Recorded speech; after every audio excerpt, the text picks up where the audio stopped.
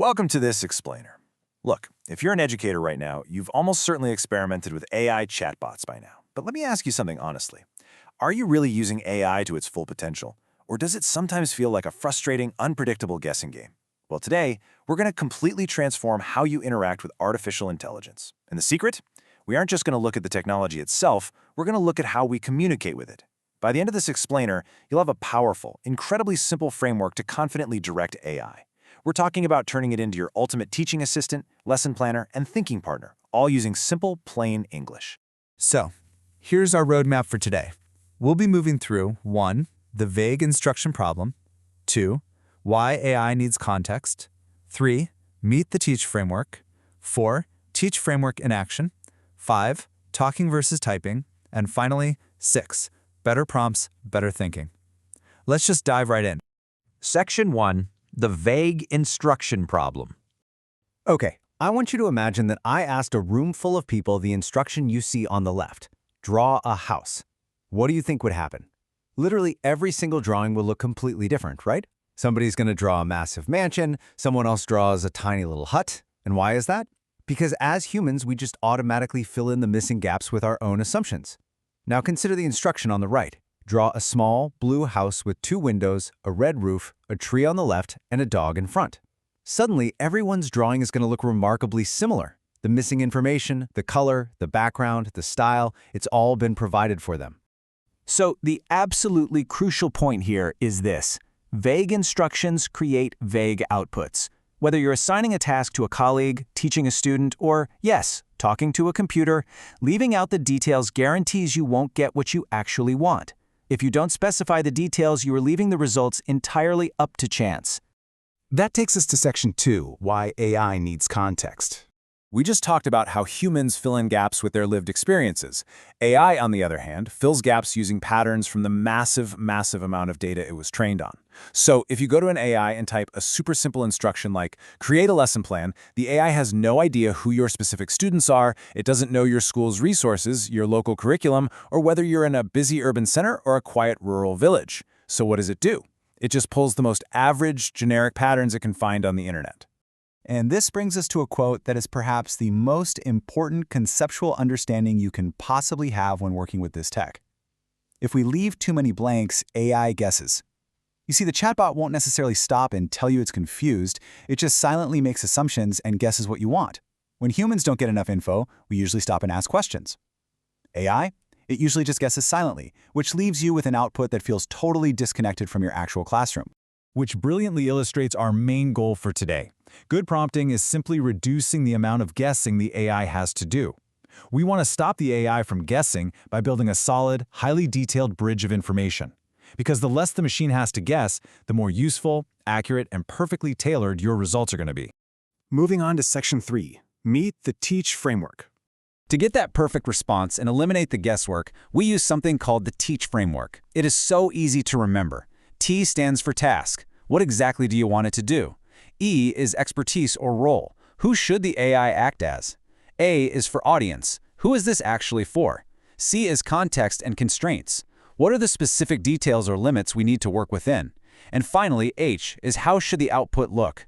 Do you want an essay, bullet points, or maybe a table? If you hit these 5 points, you leave absolutely zero room for guessing. Let's see what this looks like in practice. Section 4, Teach framework in action. I want you to compare these 2 prompts. On the left, we have a really weak prompt, explain fractions. That is the AI equivalent of draw a house. But look at the alternative on the right, where we actually apply the TEACH acronym. Expertise.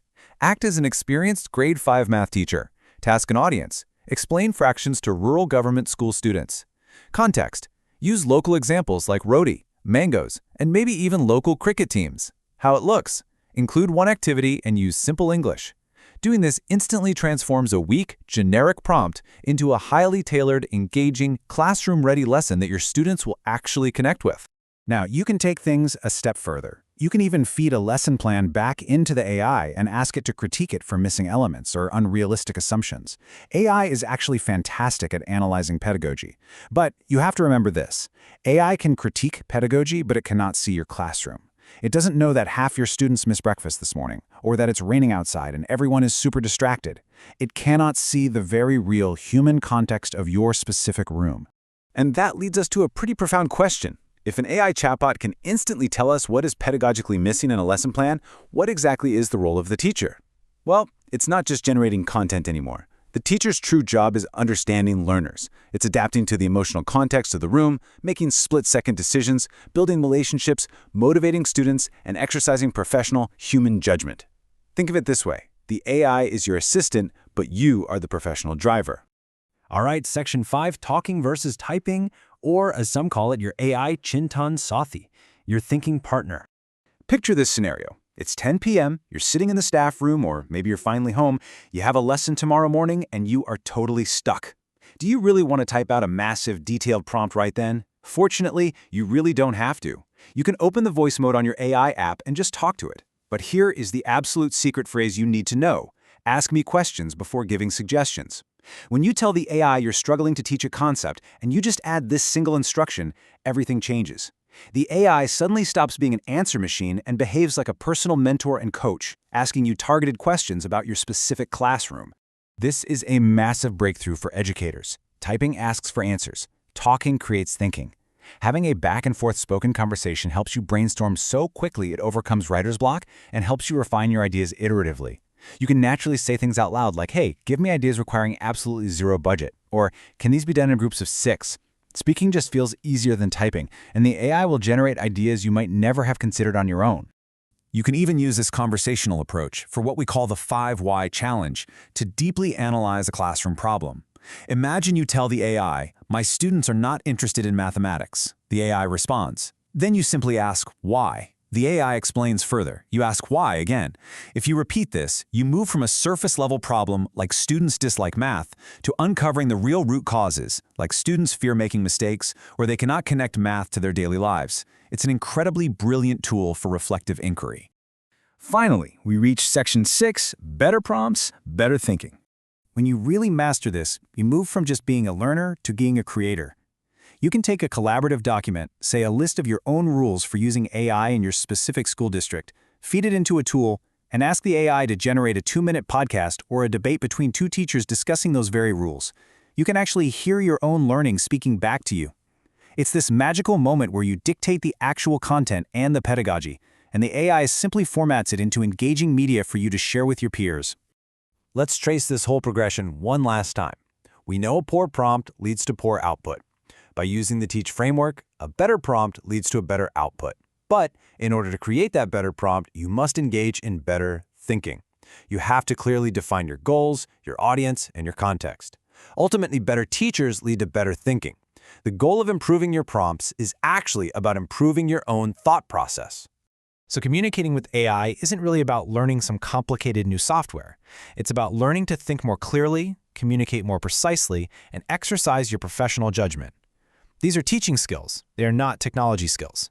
When you practice the T.E.A.C.H framework, you're actually just sharpening your core fundamental skills as an educator. I want to leave you with this final provocative thought to consider today. Will AI replace teachers, or will teachers using AI replace those who don't? When you master the art of prompting, you unlock an incredible teaching partner that elevates your own natural abilities. I highly encourage you to open a chatbot today, test out the T.E.A.C.H framework, and see the difference for yourself. Thanks for joining me on this explainer, and happy teaching.